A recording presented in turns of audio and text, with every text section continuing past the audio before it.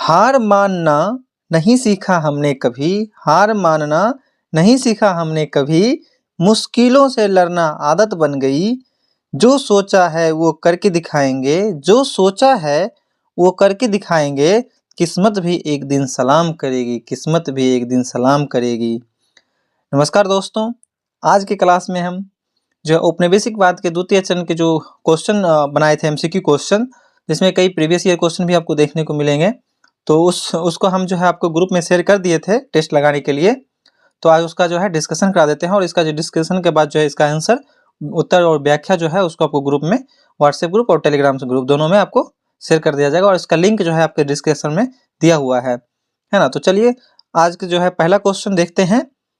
कहता है उपनिवेशवाद के औद्योगिक पूंजीवादी चरण में क्या परिवर्तन देखे गए। कि जो देखिए उसमें जो है आपसे पूछ रहा है, जो औद्योगिकवाद का दूसरा चरण है पूंजीवाद चरण, उसमें आपको क्या परिवर्तन देखा गया, क्या बदलाव देखा गया। चलिए इसका आंसर ढूंढते हैं। अब भारत कच्चे माल का निर्यातक और तैयार माल का आयातक बन गया। इसने व्यापारिक एकाधिकार की अवधारणा पर प्रहार किया। इस चरण में भारतीय हस्तशिल्प उद्योगों को तेजी से बढ़ावा मिला, है ना। चौथा ऑप्शन है, इस चरण की शुरुआत 1813 के चार्टर्ड एक्ट से हुई है। देखिए इसमें जो है आपको कह रहा है कि उपनिवेशवाद के औद्योगिक पूंजीवादी चरण में क्या परिवर्तन देखे गए। कह रहा है अब भारत कच्चे माल का निर्यातक और तैयार माल का आयातक बन गया। जब प्लासी का युद्ध और बक्सर का युद्ध हुआ, उसके बाद जो है जो हमारे किसान होते थे, किसान से जो है कि जो खेती करवाया जाता था, उनसे जबरन जो होता था, उनसे नकदी फसलों का जो है खेती करवाते थे, और उनका जो है बदले में जिनका जितना वो किसान लागत लगाते थे, अपना उसमें लगान लगाते थे, जो भी पैसा लगाते थे उतना भी उसको रिटर्न में नहीं दिया जाता था। तब क्या होता था, जो भारत का जो मार्केट था वहाँ पे जो है टैक्स बढ़ा दिया गया, है ना। और यहाँ से कच्चे माल ले जाते थे ब्रिटिश, और वहाँ से कपड़े बना के लाते थे, बहुत बहुत अलग अलग सामग्री बना के लाते थे, और भारत में अपना उसको व्यापार करते थे। तो पहला ऑप्शन जो है बिल्कुल सही है। दूसरा, इसने व्यापारिक एकाधिकार की अवधारणा पर प्रहार किया।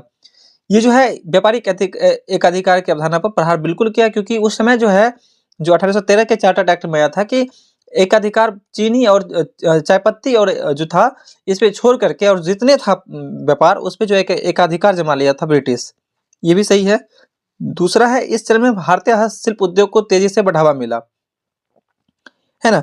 ये भी बिल्कुल आपका जो है गलत है। क्यों? क्योंकि देखिए हुआ जो हमारे मिट्टी का बर्तन बनते थे, है ना, मिट्टी का बर्तन बनना ये सब जो है खत्म हो गया। ब्रिटिश से जो है अलग अलग टाइप का बर्तन आने लगा, ये सब आने लगा। जो हमारे जो उस टाइम हस्तशिल्प उद्योग जो भागीदारी लेते थे, बनाते थे, उन्होंने क्या क्या कृषि में अप्लाइन कर गया। तो इसमें हस्तशिल्प उद्योग का जो है गिरावट हुआ, जिसको हम जो है मुक्त व्यापार सिद्धांत तहत भी हम कह सकते हैं कि भारतीय हस्तशिल्प उद्योग को नुकसान हुआ, और जो है कला औपनिवेशिक काल में जो है भारतीय को औद्योगिकरण से दूर रखा गया, है। इस काल में जो है औद्योगिकरण हमको होने नहीं दिया गया। तो ये जो है ऑप्शन नंबर 3 गलत है। इस चरण की शुरुआत 1813 के चार्टर्ड एक्ट से हुआ, इसी में एकाधिकार को अभी बात किया गया है। तो ऑप्शन नंबर जिसमें 3 नहीं है वो सही होगा। एक गलत है, ये भी गलत है, ये भी गलत। आपका ऑप्शन नंबर बी सही उत्तर है। अगला क्वेश्चन है, ब्रिटिश भारत में औद्योगिक पूंजीवाद चरण के संदर्भ में निम्नलिखित कथनों पर विचार कीजिए। वाणिज्यिक फसलों को बढ़ावा मिला, खाद्य फसलों के मूल्य में वृद्धि। इस चरण की शुरुआत लॉर्ड मिंटो प्रथम के शासनकाल में हुई थी। इसका सही उत्तर हो जाएगा ऑप्शन नंबर डी, सब सही है इसका, ठीक है। अगला क्वेश्चन है, ब्रिटिश भारत में बी औद्योगिकरण क्या था। बी औद्योगिकरण क्या होता है? बी औद्योगिकरण देखिए उसका सही उत्तर जो होगा आपका हो जाएगा कि देखिए बी औद्योगिकरण का मतलब होता है कि भारत में औद्योगिक गतिविधियों को पूरी तरह से बंद नहीं किया गया था, लेकिन जो औपनिवेशिक नीतियों के माध्यम से भारतीयों के बाजार से बाहर धकेल दिया गया। और मतलब इसका अर्थ ये हुआ कि यूरोपीय वस्तु का मुक्त आयात और शुल्क में छूट भारतीय वस्तु पर क्या हुआ, सीमा जो है उच्च सीमा लग गया। यानी जो टैक्स होता था आयात निर्यात का, उसको उच्च कर दिया गया, बढ़ा दिया गया, और स्थानीय निर्माताओं को कम कीमत चुकाना पड़ता था। जैसे कच्चा माल होता था ना, उसका जब 10 रुपया रेट है तो उसको 5 रुपया दिया जाता था, है ना। कच्चा माल जो है उसका क्या होता, कम कम कीमत चुकाना पड़ता था और स्थानीय निर्माताओं को जो इस जो स्थानीय जो निर्माता था वहाँ का बंगाल का, खास करके बंगाल का, उनसे जो है छीन लिया गया ये, और जमींदार और स्थानीय अभिजात वर्ग में इस चीज़ को बांट दिया गया। किस चीज़ को? यूरोपीय वस्तु आदि को जो है इसको जो है दे दिया गया। तो इसी में हो जाएगा कि अर्थव्यवस्था में भारतीय औद्योगिक जो है योगदान कम रहा, क्योंकि हमें भी औद्योगिकरण में जो है इसको हम औद्योगिकरण की ओर जाने ही नहीं दिया गया।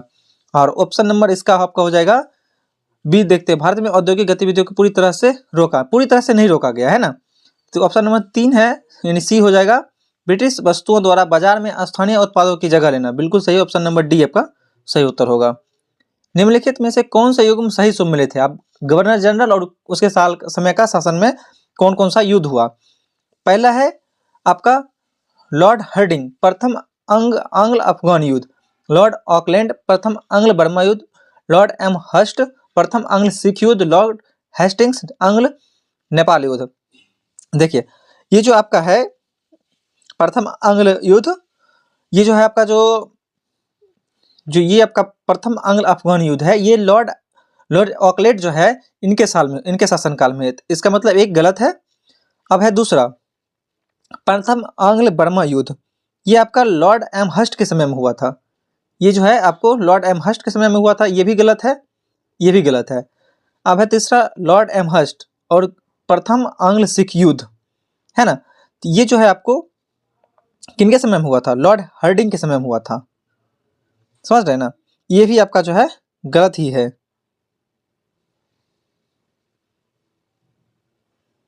तो इसका सही उत्तर क्या हो जाएगा? ऑप्शन नंबर सी, केवल 4। ये आपका जो है लॉर्ड हेस्टिंग आंग्ल नेपाल युद्ध, ऑप्शन नंबर सी सही है। अगला क्वेश्चन है, व्यापगत के सिद्धांत के संदर्भ में निम्नलिखित कथनों पर विचार किया। व्यापगत का सिद्धांत क्या होता था? जिसमें आपको व्यापगत के आधार पर जो है आपको कई राज्य को जो है इसमें समाहित भी किया गया था,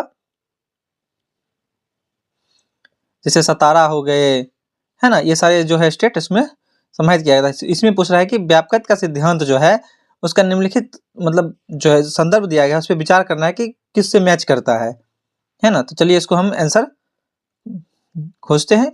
इसके तहत लॉर्ड डलहौजी ने प्रत्यक्ष विलय की नीति का अनुसरण किया, बिल्कुल सही है। ऑप्शन नंबर 2 है, इस सिद्धांत के अंतर्गत अधिग्रहित किए जाने वाले पहला राज्य अवध था, ये भी सही है। ऐसा ऑप्शन नंबर सी सही उत्तर इसका होगा। निम्नलिखित घटनाओं पर विचार कीजिए। वुड्स डिस्पैच की घोषणा, थॉम्पसन शिक्षा आयोग का गठन, लोक निर्माण विभाग की स्थापना और 1857 का विद्रोह। इसमें कह रहा है कि लॉर्ड डलहौजी के शासनकाल में क्या क्या चीज हुआ था, उसका क्रम क्या था, उसका लॉर्ड डलहौजी से संबंधित क्या क्या था। तो इसका सही उत्तर हो जाएगा ऑप्शन नंबर जो है सी, तीनों, 1 2 3, 1 2 3। और जब लॉर्ड डलहौजी जब आए थे भारत में, तब तक 1857 की क्रांति हो चुकी थी।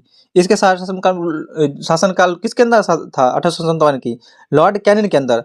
ये जो आपका है लॉर्ड कैनिन के अंतर्गत हुआ था, कैनिन।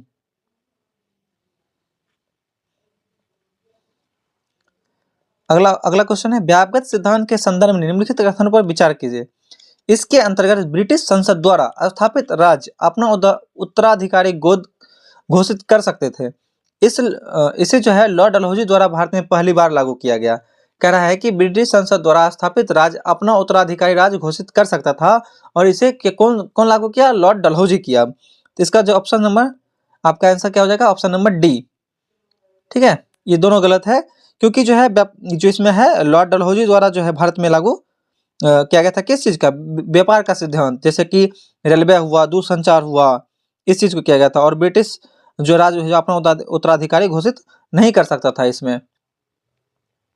अगला क्वेश्चन है, निम्नलिखित में से कौन कौन से राज्य व्यापगत सिद्धांत के तहत ब्रिटिश द्वारा अधिग्रहित किए गए?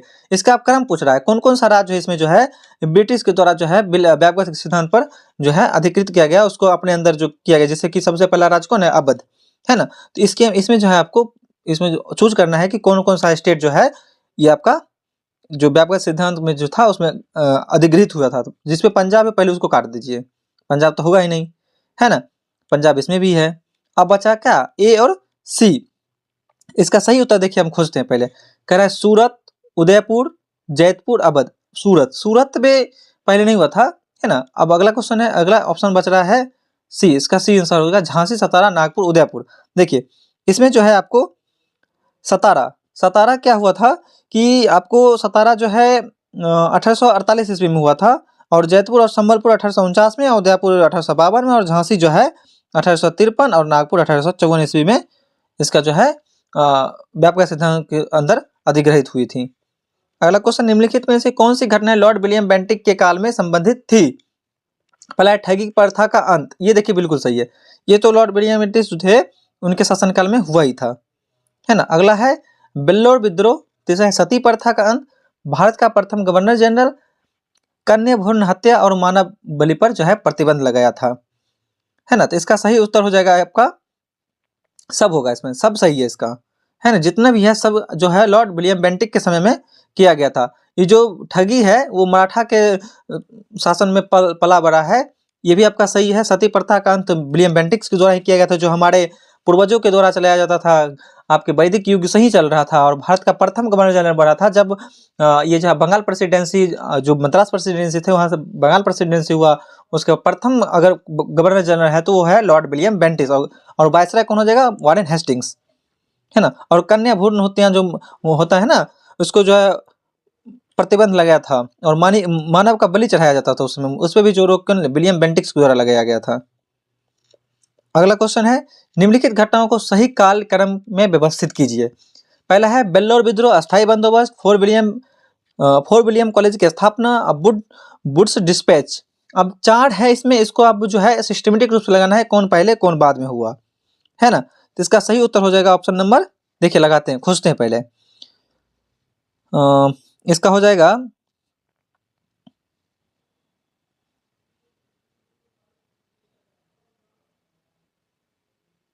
देखिए अस्थाई बंदोबस्त जो है आपका, अस्थाई बंदोबस्त कब हुआ था?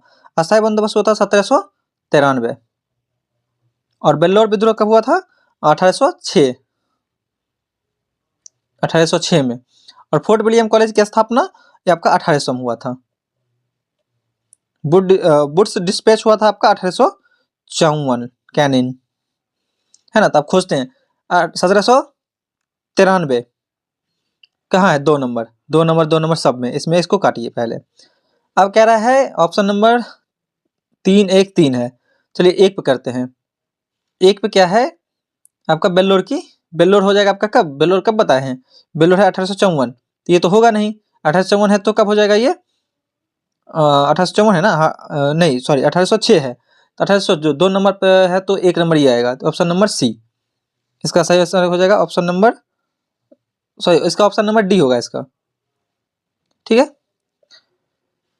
अगला क्वेश्चन है, ब्रिटिश भारत में रेलवे की शुरुआत के लिए निम्नलिखित में से कौन से कारक उत्तरदायी थे? लॉर्ड डलहौजी के शासनकाल में जो है रेलवे का विकास हुआ और वहां से शुरुआत हुआ था। इसका सही उत्तर हम खोजते हैं, क्या है? कह रहा है ब्रिटिश निवेशकों के पास बड़ी मात्रा में पूंजी की उपलब्धता, ब्रिटिश लौह एवं इस्पात उद्योग को मजबूती प्रदान करना, तैयार माल और कच्चे माल में परिवहन हेतु सूखे एवं बाढ़ जैसी स्थितियों को नियंत्रित करना। देखिए इसमें 3 नंबर तो बिल्कुल सही है ना, कि कच्चे माल को जो है परिवहन उनका था ये सोच कि हम जो है इसको इधर उधर जो सैनिक हो चाहे कोई भी माल हो आसानी से एक दूसरे से जगह हम ट्रांसपोर्ट कर सकते हैं, ठीक है। और कह रहा है ऑप्शन नंबर बी में ब्रिटिश लौह इस्पात उद्योग, हाँ अपना जो ब्रिटिश लोग जो था अपना लौह और इस्पात जो उद्योग था उसको मजबूती प्रदान करना चाहते थे, ये भी सही है। ऑप्शन नंबर एक कहता है ब्रिटिश निवेशकों के पास बड़ी मात्रा में पूंजी की उपलब्धता है, बिल्कुल सही है, धन की निकासी भी हुआ था, है ना। अगला है सूखे एवं बाढ़ जैसी स्थितियों को नियंत्रित करना, ये बिल्कुल गलत है, ऐसा कुछ नहीं था जो रेलवे से फायदा मिलता है इसको। तो ऑप्शन नंबर क्या हो गया? 4 नहीं है इसमें ना, ऑप्शन नंबर 1 2 3 आपका ऑप्शन नंबर बी सही है, सही आंसर है। अगला क्वेश्चन है, ब्रिटिश भारत में कृषि के व्यवसायीकरण के परिणाम निम्नलिखित में से कौन से थे? कृषि का जो व्यवसायीकरण हुआ उसका सबसे कारण क्या था? सबसे बड़ा कारण है, इसको हमको खोजना है ना। कह रहा है भारतीय कृषि अर्थव्यवस्था वैश्विक अर्थव्यवस्था से जुड़ गई, ये बिल्कुल सही है, वैश्विक अर्थव्यवस्था से जो हमारा भारतीय अर्थव्यवस्था था वो जुड़ गया। अगला कह रहा है कृषि क्षेत्र में भारी मात्रा में निवेश आया, ये बिल्कुल गलत है। मोटे अनाज की फसलों की जगह नकदी फसल ने ले ली, जो ब्रिटिश के द्वारा जबरन किया जाता था। अधिशेष उत्पादन में सूखा और ऋणग्रस्तता नियंत्रण में आई, आपका ये भी गलत है ना। ऑप्शन नंबर क्या? 1 और 3, इसका सही उत्तर क्या हो जाएगा? Option number C. अगला क्वेश्चन है, सुगौली की संधि संबंधित है ब्रिटिश एवं अफगान, ब्रिटिश एवं नेपाल, ब्रिटिश एवं मराठा, मराठा एवं अफगान। सुगौली की संधि जो है आपका हुआ था नेपाल की सीमा रेखा निर्धारित करने में हुआ था। 1816 में सुगौली की संधि हुआ था, जिसमें ब्रिटिश और नेपाल के द्वारा हस्ताक्षर किया गया था। इसका मतलब ऑप्शन नंबर बी इसका आंसर होगा। अगला क्वेश्चन है, ब्रिटिश काल में विऔद्योगिकरण के लिए निम्नलिखित में से कौन से कारक उत्तरदायी है? जो विऔद्योगिकरण हुआ था उसका कारण क्या था, है ना? तो इसका सबसे बड़ा कारण है 1813 के विभिन्न अधिनियम के द्वारा भारत में मुक्त व्यापार की शुरुआत, स्थानीय उत्पादों पर भारी शुल्क लगाना, भारत में पश्चिमी संस्कृति का उदय और नई शिक्षा की नीति। इसका सही उत्तर हम खोजते हैं। देखिए क्या होता है, कह रहा है कि औद्योगिकरण के लिए निम्नलिखित में से कौन से कारक उत्तरदायी है? तो देखिए 1813 के अधिनियम द्वारा भारत मुक्त व्यापार, हाँ, मुक्त व्यापार की शुरुआत किया था और स्थानीय उत्पादों को भारी शुल्क लगाया था, टैक्स लगाया था, जिसके कारण जो है भारत की वस्तु बिक नहीं पाती थी और ब्रिटिश का जो वस्तु आता था आसानी रूप से हमारे भारत में बिकती थी। और भारत में पश्चिमी संस्कृति का जो उदय हो रहा था, जिसके कारण हमारा जो भारत जो धर्म सुधार आंदोलन भी चलाया गया और नई शिक्षा नीति का भी जो है इसमें चलाया गया था। इसका सब आंसर सही है, तो इसका डी होगा। निम्नलिखित कथन पर विचार करें। ब्रिटेन ने लौह एवं इस्पात उद्योग ने भारत में विऔद्योगिकरण को बढ़ावा दिया। भारत में रेलवे की शुरुआत में बुनियादी ढांचे के विकास में विदेशी निवेश को आकर्षित किया। भारत में 1850 के दशक में धन की निकासी निम्न स्तर पर आ गई थी। इसका उपयुक्त में से कौन सा कथन सही है? इसको जो है सही ढूंढना है हमको। तो इसका ऑप्शन नंबर हम ढूंढते हैं क्या सही है नहीं है, है ना? कह रहा है ब्रिटेन के लौह और इस्पात उद्योग भारत में, ये बिल्कुल सही है ना? तो अगला है ऑप्शन, भारत में रेलवे की शुरुआत, बुनियादी ढांचे के विकास, विदेशी निवेश को आकर्षित किया, बिल्कुल सही है। भारत में 1850 के दशक में धन की निकासी, 1850 की ईस्वी में धन की निकासी जो है वृद्धि, जो है दर में वृद्धि हुई, निम्न नहीं हुआ, वृद्धि हुआ था, वहां शुरू हो गया था। तो इसका ऑप्शन नंबर बी होगा सही आंसर। अगला क्वेश्चन है, लोक शिक्षा समिति के संदर्भ में निम्नलिखित कथनों पर विचार कीजिए। इसका गठन 1827 में लॉर्ड मैकाले के द्वारा किया गया था। कह रहा है कि इसका जो है गठन 1827 में लॉर्ड मैकाले के द्वारा गया था, किसका? लोक शिक्षा समिति का। अगला है 1813 के चार्टर अधिनियम के अनुसार शिक्षा के लिए 1 लाख रुपए का अनुदान देने की जिम्मेदारी इस समिति की जिम्मेदारी था, जिसको सीमित किया गया था। इस समिति ने 1835 में शिक्षा के माध्यम के रूप में भारतीय भाषा को अनुशंसित किया था। इसमें भी आपका क्या है, सही आंसर चूज करना है, सही आंसर चूज करना है। इसका सही उत्तर हो जाएगा ऑप्शन नंबर ए, 1 और 2। अगला है 1813 का चार्टर निम्नलिखित में से किस गवर्नर जनरल के शासनकाल में आया था, है ना? 1813 का जो चार्टर एक्ट था उस जो है आपका लॉर्ड मिंटो प्रथम था, है ना? लॉर्ड मिंटो प्रथम के समय में आया था ये, लॉर्ड प्रथम मिंटो। अगला क्वेश्चन है, नॉन रेगुलेशन सिस्टम के संदर्भ में निम्नलिखित कथन पर विचार कीजिए। नॉन रेगुलेशन सिस्टम जो है उसके पर हम विचार करते हैं। चलिए अगला क्वेश्चन है यही, है ना? इसके अंतर्गत उत्तर पश्चिम क्षेत्र में आयुक्त का कार्यालय स्थापित किया गया था। इसे लॉर्ड डलहौजी के शासनकाल में प्रारंभ किया गया। इसमें से कह रहा है कि उपरोक्त से कौन सा कथन सही है? इसका सही उत्तर आपको जो है चूज करना है। तो ऑप्शन नंबर इसका हो जाएगा 1। ये जो है लॉर्ड डलहौजी के शासनकाल में प्रारंभ नहीं हुआ था, ये आपका लॉर्ड मिंटो के समय में जो है प्रारंभ हुआ था, है ना? ये भी समझ रहे हैं। इसका ऑप्शन नंबर 1 हो जाएगा।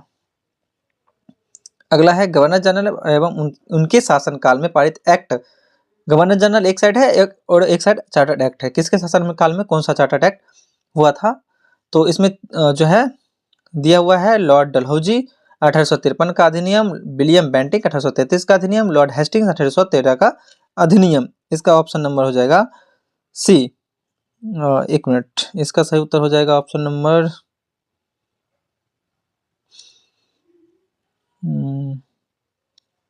1 मिनट।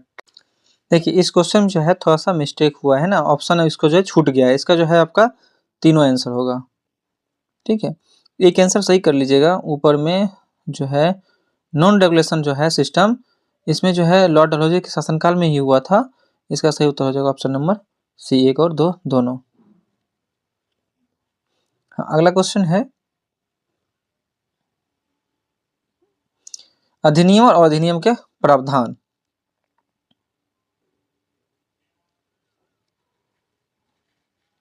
देखिए पता है यहाँ क्या हुआ है कि जो क्वेश्चन बना है नंबरिंग डबल हो गया है ना, तो 19 नंबर क्वेश्चन जो है ये आपका हो जाएगा 20 नंबर क्वेश्चन, समझ गए। चलिए अगला क्वेश्चन है अधिनियम और मिलाना है इसको।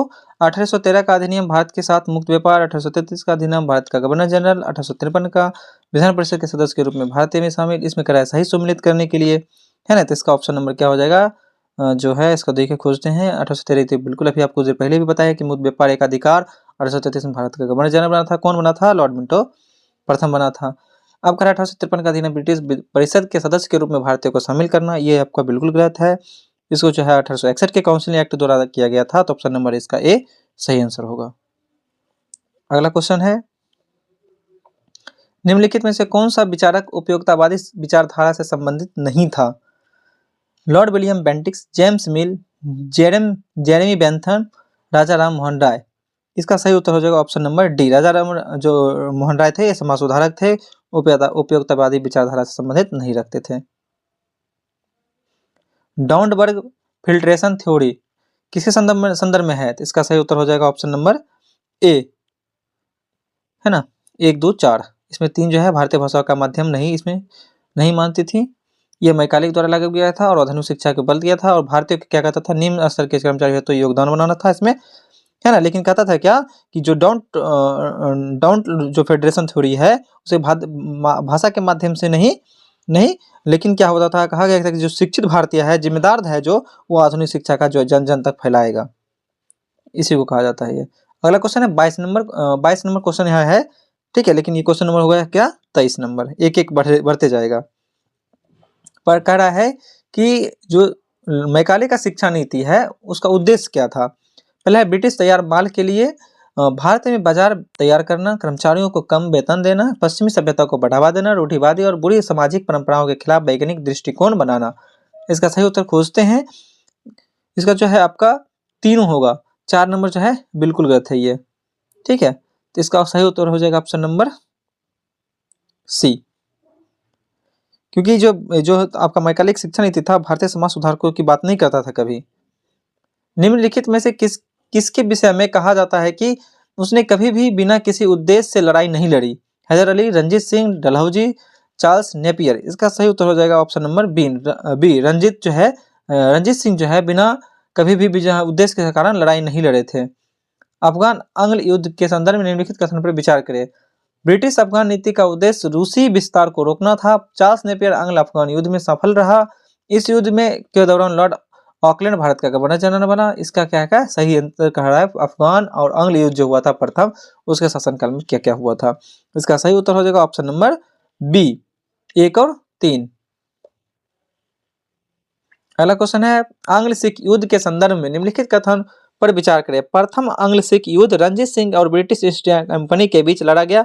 अमृतसर की संधि पर रंजीत सिंह ने हस्ताक्षर किए। रंजीत सिंह के शासनकाल में सरकार एक खालसा नामक के नाम से जाना जाता था। किसको, रंजीत सिंह को खालसा नाम के नाम से जाना जाता था। इसका सही उत्तर हो जाएगा ऑप्शन नंबर जो है डी। ये जो है आपका 2 और 3 सही है, क्योंकि जो है प्रथम आंग्ल सिख युद्ध 1845 से 46 में हुआ था और ब्रिटिश ईस्ट इंडिया कंपनी के बीच लड़ा गया था।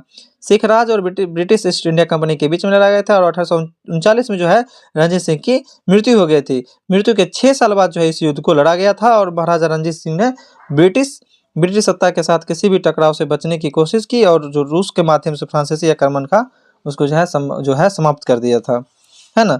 इसको संधि रंजीत सिंह चार्ल्स मेटकॉफ द्वारा हस्ताक्षर किया गया था अमृतसर की संधि पे। अगला क्वेश्चन है निम्नलिखित कथनों पर विचार कीजिए। द्वितीय आंग्ल सिख युद्ध के बाद लाहौर की संधि की गई। पंजाब को 1849 ईस्वी में डलहौजी द्वारा जीत लिया गया, और महारानी विक्टोरिया को कनहिड़ हीरा डलहौजी द्वारा उपहार में दिया गया। तो इसका सही उत्तर खोजना है। इसका जो है आपका ऑप्शन नंबर डी सही उत्तर है। ऑप्शन डी जो है सही उत्तर है, तीनों सही इसका।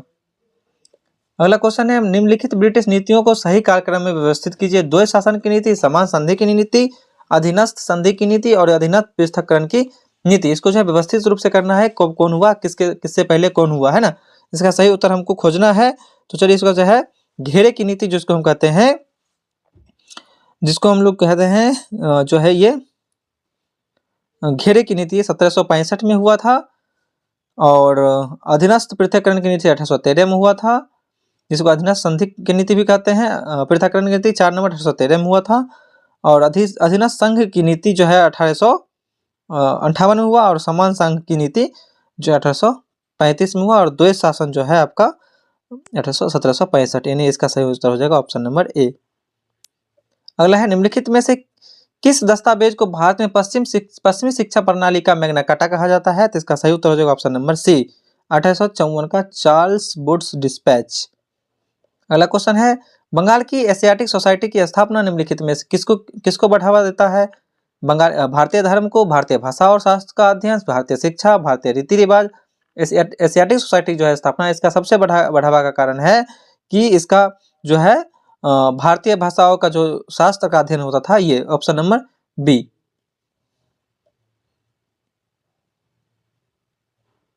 बी जो है आपका सही उत्तर है। अगला है, निम्नलिखित ब्रिटिश गवर्नर जनरल या वायसराय को सही कालक्रम में व्यवस्थित करने कब कौन बना, कब बाद में बना? लॉर्ड मिंटो प्रथम, John Shore, Lord Cornwallis, Warren Hastings. इसका सही उत्तर खोजना है तो इसका सही उत्तर हो जाएगा ऑप्शन नंबर डी, क्योंकि वारिंग हेस्टिंग्स सबसे पहले आए थे, है ना, और उसके बाद जो है आपका लॉर्ड कॉर्नवालिस आया था जो आपका अस्थायी बंदोबस्त लगाए थे। इसका ऑप्शन नंबर डी सही हो जाएगा। तो ये जो क्वेश्चन 30 क्वेश्चन का था, है ना, इसका थोड़ा सा आंसर में गलती हो गया, तो इसको आंसर हम सुधार करके आपको ग्रुप में सेंड कर देते हैं। चलिए, इस वीडियो को जो है जितना से जितना हो सके शेयर कीजिए, लाइक कीजिए और इस चैनल को सब्सक्राइब कीजिए। चलिए, बहुत बहुत धन्यवाद आप सभी का हमारा साथ देने के लिए। Thank you.